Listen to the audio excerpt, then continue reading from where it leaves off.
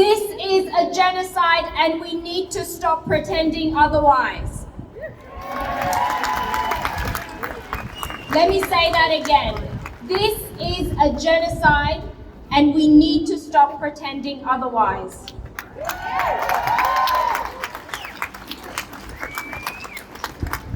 In 2003, the United States waged an unjustifiable war with Iraq on the false pretext of weapons of mass destruction. Australia followed suit. As a consequence, 1 million lives were lost, over 9 million Iraqis were displaced, and the entire Middle East destabilized. We were on the wrong side of history. Today, the world watches on the genocide of the Palestinian people, and as the looming possibility of a larger regional conflict grows, Australia must ensure that it does not end up on the wrong side of history again.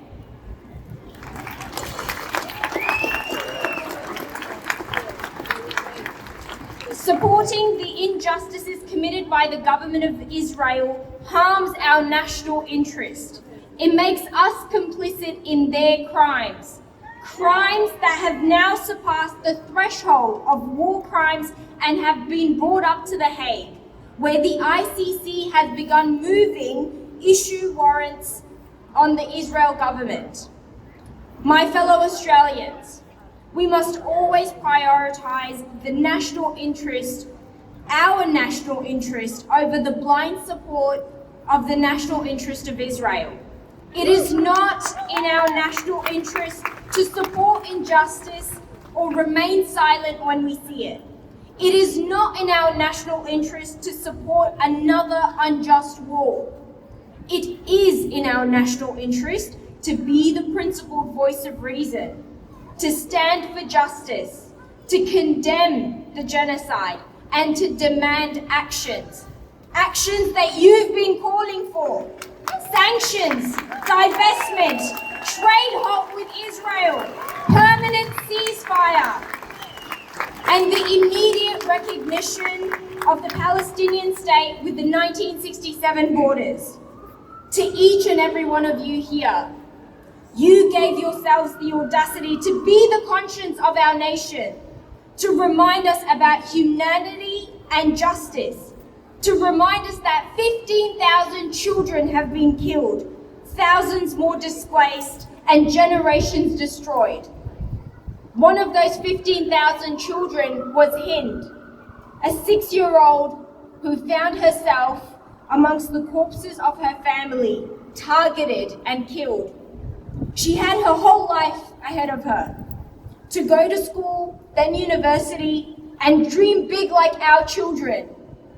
We are witnessing an unprecedented censorship of media coverage in Gaza. This is Israel's strategy to purposefully create a vacuum for its propaganda and its disinformation.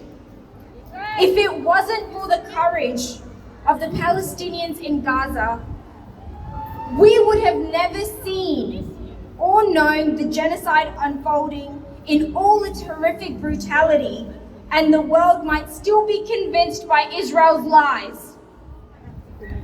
We have witnessed the killing of over 100 journalists and media workers, with many more arrested, missing, or injured. They are risking and sacrificing their lives to defend our right to the truth. International humanitarian laws protect these journalists during conflict, yet we see the complete disregard for these protections, with leaders turning a blind eye to these crimes and shamelessly gaslighting those calling attention to it.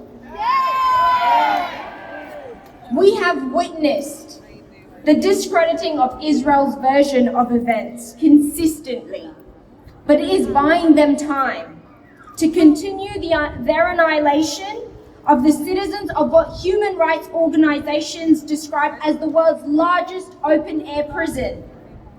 We have witnessed the deliberate destruction of libraries, schools, and universities in Gaza. This is a direct attack on the Palestinian civilization its culture, its educators, its intellectual pioneers, and its future leaders. While it is disgraceful that the educational institutions across the world have not condemned this willful destruction, it is fitting and heartening to see students standing in solidarity. Today,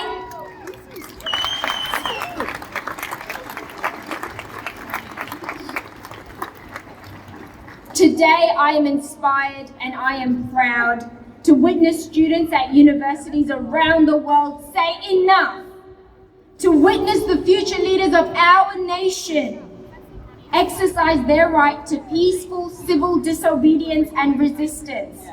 I ask our nation, does this not make you proud?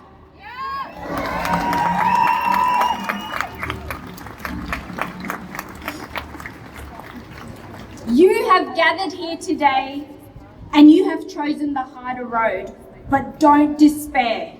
Don't give up. Don't let them silence you, because I sure as hell won't be silenced.